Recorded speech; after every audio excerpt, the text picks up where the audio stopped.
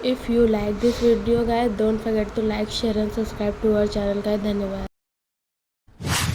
उषा के दो बेटे थे, ऋषभ और सुनील। ऋषभ उसका सौतेला बेटा था। उषा हमेशा ही अपने सगे बेटे सुनील को ज्यादा प्यार करती थी। सुनील की शादी हो चुकी थी और ऋषभ की शादी भी निशा नाम की लड़की से हो जाती है। उषा सुनील की पत्नी कीर्ति को ज्यादा प्यार करती थी। एक दिन वो अपनी बहू कीर्ति के लिए साड़ी ले आती है। ये लो बहू, तुम्हारे लिए साड़ी लाई हूँ।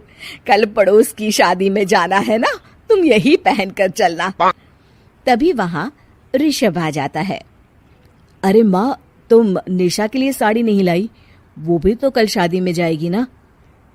हाँ, वो भी जाएगी, पर उसके पास तो काफी साड़ी होंगी ना। अभी अभी तो शादी हुई है तुम दोनों की, तो उसी में से कोई पहन लेगी वो। ऋषभ ये सुनकर उदास हो जाता है। तब निशा कहती है, आप उदास क्यों होते हो जी? सही तो कह रही हैं मम्मी जी।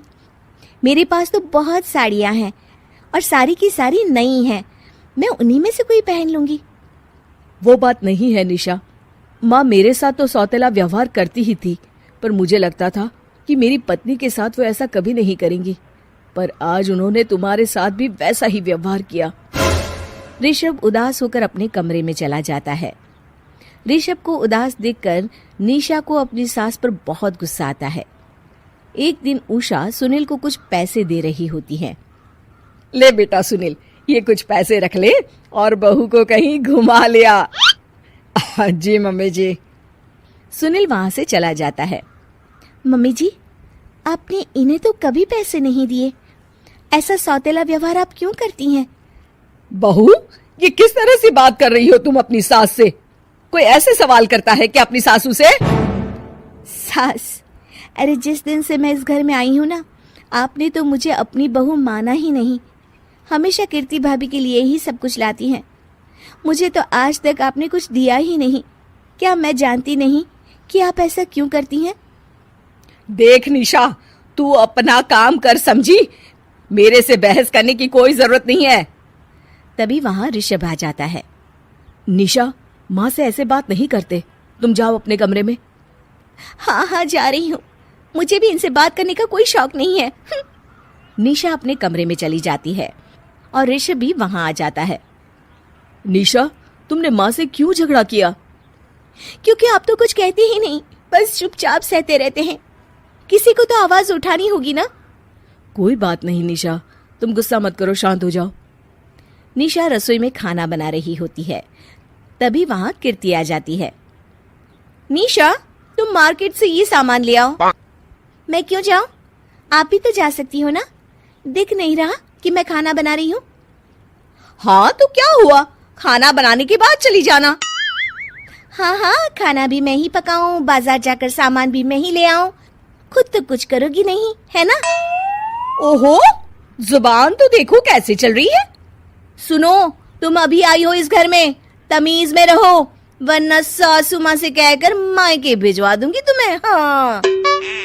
ओह, हाथ लगाकर दिखाओ मुझे, देख लूंगी। बहुत मनमानी हो गई तुम दोनों की, समझी? निशा लिस्ट कीर्ति के ऊपर फेंक देती है।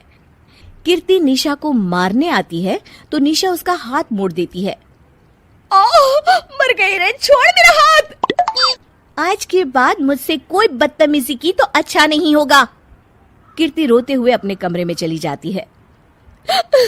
उस निशा चुड़ैल ने मेरा हाथ मोड़ दिया। मुझे नहीं रहना इस घर में। अरे कैसी बेकार की बातें कर रही हो। अरे निकालना ही है तो ऋषभ और निशा को निकालेंगे। नहीं, मुझे अलग घर चाहिए। कान खोलकर सुन लीजिए, हम दोनों इस घर से जल्द जाएंगे। आप नए घर का इंतजाम कीजिए बस। मैं इन दोनों के साथ ज्यादा नहीं रह सकती। हाँ, वैसे मैं भी कुछ दिनों से सोच रहा था। अच्छा हुआ तुमने कह दिया, मैं माँ को भी बता देता हूँ। माँ, वो क्या करेंगी तुम्हारे साथ जाकर? मैं चाहती हूँ कि तुम और मैं, बस हम दोनों ही कहीं शिफ्ट हो जाएं, इस सब झमेले से दूर। अरे पर माँ को यहाँ छोड़कर इस तरह से जाना ठीक नहीं रहेगा कीर्ति।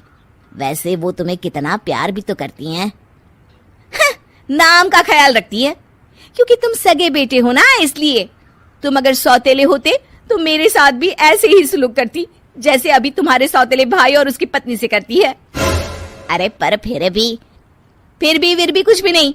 देखो, या तो हम दोनों इस घर से कहीं दूर जाएंगे या फिर मैं अपने मायके चली जाऊंगी। हाँ, बता देती हूँ। अच्छा बाबा, अच्छा ठीक है। सुनील अपनी माँ से बात करने आता है। माँ, मैं सोच रहा हूँ कि कीर्ति के साथ अलग घर में शिफ्ट हो जाऊं। अरे वाह बेटा, ये तो बहुत अच्छा सोचा है तुमने। कब शिफ्ट होना है हमें? मैं भी पैकिंग कर लेती हूँ। अब नहीं माँ, मैं और कीर्ति ही जाएंगे बस। आप तो यहीं रहो, ये पुश्तैनी घर भी है ना आपका। अरे बेटा, तू तो मेरा सगा बेटा है, तू ही मेरे साथ ऐसा कर रहा है। मुझे अपने साथ ले जा बेटा। तभी वहाँ कीर्ति आ जाती है। अरे माँ, आपको पता भी है कि किराए के घर में कितना खर्चा होता है, और अगर आपको भी लेकर गए तो और खर्चा होगा। आप तो बस यहीं रहो इसी घर में। कोई बात नहीं सुनील, तुम लोग चले जाओ। माँ यहीं रहेंगी हमारे साथ। हम माँ का ख्याल रखेंगे। तुम लोग अपनी गृहस्थी संभालो। निशा को ये देखकर बहुत खुशी होती है। वो मन ही मन सोचती है, अब आया ना ऊंट पहाड़ के नीचे। अब मम्मी जी को पता चलेगा बड़ा सगा और सौतेला करती रहती थी। सगा बेटा तो जा रहा है छोड़कर, अब आएगी इन्हें अकल, और नहीं आई तो मैं ला कर रहूंगी। निशा अपनी सास को कैसे अपने सौतेले बेटे से मिलाएगी, जानने के लिए देखिए सौतेली माँ पार्ट 2।